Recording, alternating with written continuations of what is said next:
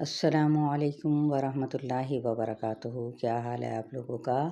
رب اشرح لی صدری ویسر لی امری واحلل عقدۃ من لسانی یفقہوا قولی۔ پارہ نمبر 13 سورہ الرعد اور آیت نمبر ہے 7۔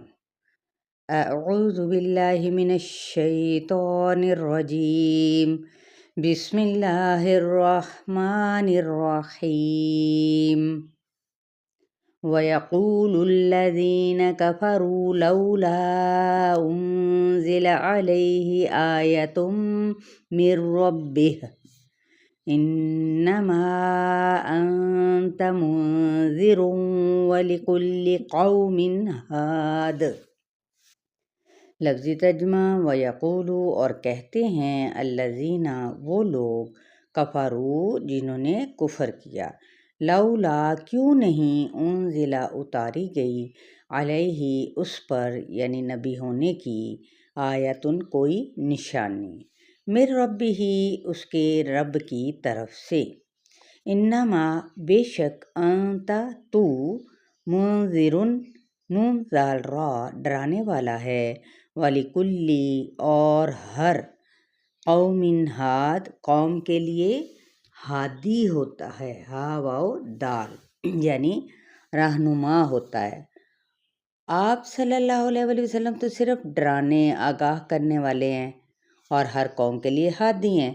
ہر نبی کو اللہ تعالیٰ نے حالات اور ضروریات کے مطابق اپنی مشیت مصلحت کے مطابق کچھ نشانیاں اور معجزات عطا فرمائے، لیکن کافر کیا کرتے ہیں؟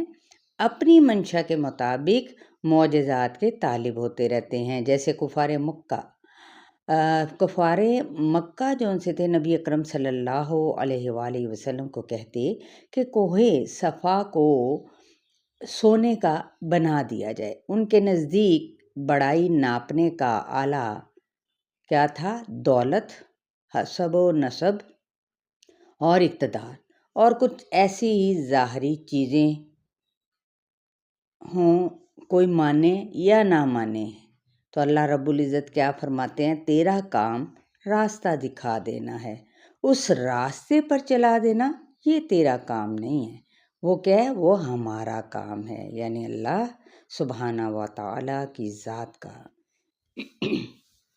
اللہ یعلم ما تحمل کل انثی وما تغید الارحام وما تزداد وَكُلُّ شَيْءٍ عِندَهُ بِمِقْدَارٍ۔ اللہ تعالیٰ یعلم جانتا ہے ما جو تحمل اٹھاتی ہے، کل ہر انثی مادہ، وما اور جو تغید غین یا ضاد کمی کرتے ہیں، الارحام رحم، وما اور جو تزداد زا یا دال اور جو بڑھاتے ہیں، وَكُلُّ شَيْءٍ اور ہر چیز، عندہ اس کے پاس، بمقدارٍ قاف دال را ساتھ ایک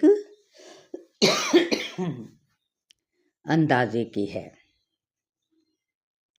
چاہے وہ جانوروں میں سے ہو یا انسانوں میں سے ہو، کیا ہے؟ وہ سب کچھ جانتا ہے کہ وہ حمل میں کیا اٹھاتی ہیں، نر ہے یا مادہ، خوبصورت ہے یا بدصورت، نیک ہے یا بد، طویل العمر ہے یا قصیر العمر، مثلاً جو کمی کرتے ہیں اور بیشی، مثلاً بعض اوقات بچے سوکھے کی بیماری اور بعض اوقات 5 کی بجائے 6 انگلیاں، یہ سب کون کرتا ہے؟ وہی کرتا ہے، یہ سب کچھ اس کی قدرت کی گواہی ہیں۔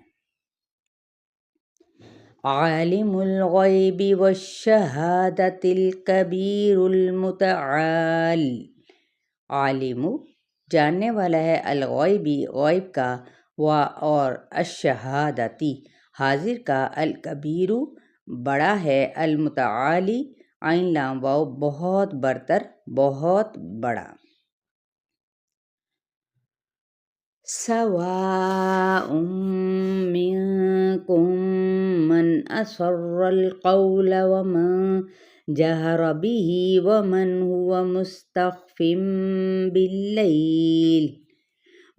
هو مستخف باللیل وسارب بالنہار، سواء برابر ہے منکم تم میں سے من جو اسرا سین را چھپائے القولا بات کو ومن اور جو کوئی جہر بھی جیم ہارا ظاہر کرے اس کو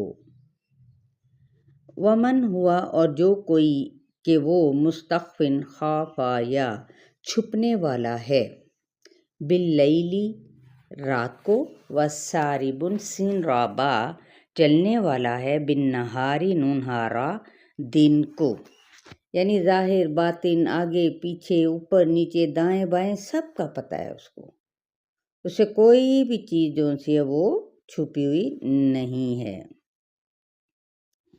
لَهُ مُعَقِّبَاتٌ مِّن بَيْنِ يَدَيْهِ